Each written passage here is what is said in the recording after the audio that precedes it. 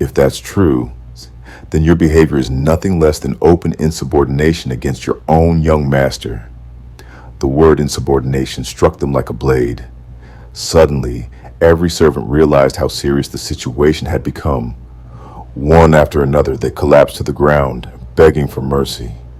Instead of shouting, he simply smiled and raised one finger.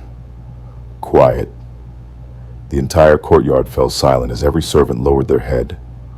Only then did he realize something. Authority had never been beyond his reach. He had simply refused to use it. He admitted his own mistakes, but mercy did not mean forgiveness. Pack your belongings and leave. Relief flooded the servants. They expected punishment, not freedom. Before they left, he gave one final order. Send me a single child as my personal attendant. For a brief moment, he simply stood beneath the warm sunlight, enjoying something he thought he had lost forever. Then he noticed something impossible. He could feel the warmth of the sun, but he still couldn't see it. Elsewhere, an urgent report raced toward the chief steward. The report was simple. The eldest young master had just eliminated every spy inside his own pavilion. Hidden eyes immediately began moving in the shadows. Soon the news reached the chief steward's office.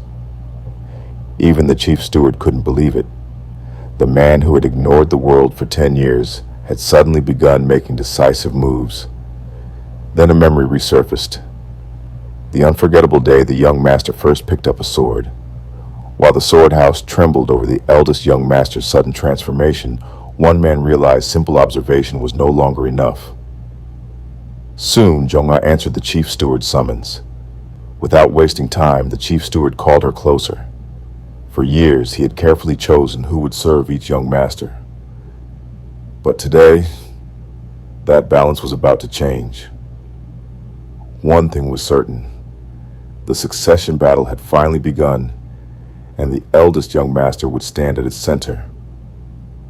Only one person possessed the eyes to judge the situation correctly: Jong-ah. Her destination was the secluded Wongak Pavilion.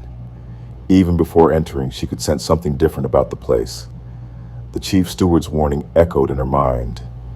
The first thing she found wasn't discipline. It was sleeping guards. But one glance told her they weren't ordinary guards. These were skilled experts assigned to protect the eldest young master. I am Jong-ah, your new attendant. She presented the chief steward's official orders. Even while entering, she quietly judged every weakness around her. The heavy doors slowly opened before her. Sunlight poured through the courtyard. Then a familiar voice greeted her. Oh, and one more thing. Jong-ah stepped into the forest and immediately felt it. This was not a normal path at all. The barrier felt dense and heavy, unlike anything she had ever seen before. Just by looking around, she could tell the entire forest had been arranged into a formation. Even one glance made her feel as if the forest itself could crush her.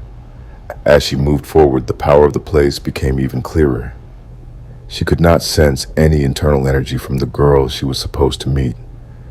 And that made this even stranger. If she was truly ordinary, then how could she possibly see the barrier of Wongak Pavilion? The girl seemed fragile, but her eyes were sharp enough to notice something was wrong. Jong-ah watched her carefully as she moved deeper into the trees. The forest was changing around her, and Jong-ah realized she had walked into something far more dangerous than a simple assignment. Then the girl suddenly looked straight at her and asked, "How are you able to see me?" That single question proved one thing. This girl was not ordinary at all.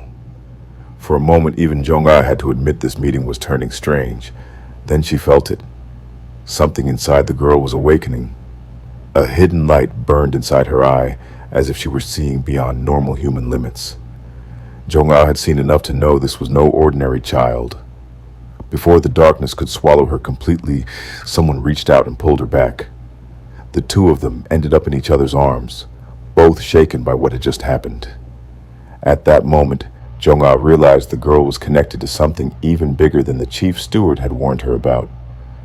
The mysterious library wasn't filled with ordinary books. Every single volume contained the knowledge of an entire civilization. Medicine, cultivation, swordsmanship, every shelf contained priceless knowledge gathered over countless generations. If every book held genuine secrets, then this room was worth more than an entire kingdom. Before she could process everything she had discovered, the door suddenly slid open. The moment she stepped outside, the scenery before her looked nothing like the frozen world she remembered. Although winter raged outside, this secluded place felt like spring itself. Before she could admire the scenery any longer, a calm voice called out to her. Standing before her was the eldest young master, the man who had saved her life. Then he casually mentioned something that instantly caught her off guard. She suddenly remembered collapsing straight into his arms the moment she lost consciousness. Realizing he had rescued her from certain dangers, she couldn't hide her embarrassment. Filled with gratitude, she sincerely vowed to dedicate her life to repaying his kindness. But his answer completely shattered everything she expected to hear. He had never accepted her loyalty in the first place. Terrified she had offended him, she immediately begged for punishment instead. Instead of getting angry, he simply looked at her with disbelief. No matter what happened, she refused to forget the life he had saved. Then out of nowhere, he asked the last question she ever expected. "Can you cook?" Of every possibility she imagined, that question never crossed her mind. Even after calming down, one question refused to leave her mind: the terrifying presence she had encountered in the forest. Whether it had been a nightmare or something real, she forced herself to push the frightening memory aside.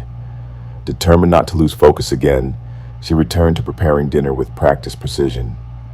Just as she settled into cooking, the young master casually appeared behind her with another unexpected question. His carefree attitude completely caught her off guard, leaving her even more confused. Ignoring her confusion, he simply smiled and reminded her that he was already hungry. Instead of treating her like a servant, he invited her to share the meal with him. When she politely refused, his expression suddenly turned serious. Without another word, he personally placed food into her bowl. Embarrassed by his kindness, she hesitated, but the young master simply insisted she eat. Later that night, under the quiet moonlight, a busy inn in Luoyang welcomed travelers from every corner of the city. One late customer refused to believe the inn had no empty seats left. Ignoring every warning, he marched straight toward the dining hall. The moment he looked inside, his face instantly turned pale. At the center of the room sat a man devouring food like a starving beast. No matter how much he ate, the unbearable hunger refused to disappear. Even the old man immediately recognized the terrifying legend before him. Convinced death had arrived, he screamed with everything he had. The strange man slowly stopped eating and stood up in silence. Instead of causing trouble, he calmly asked to settle the bill. After paying generously, he prepared to leave without another word. The terrified workers watched him leave, still convinced they had just served a ghost. Even after clearing every dish in the inn, the endless hunger still remained. He couldn't help wondering if he had truly become the legendary hungry ghost. Then, a familiar scent suddenly reached him. His instincts completely took over as the irresistible scent consumed his mind. Without hesitation, he vanished into the darkness, chasing the mysterious fragrance. Far below, no one realized something terrifying was already approaching. Before anyone could react, a shadow crashed down from above. The nightmare had finally found its prey.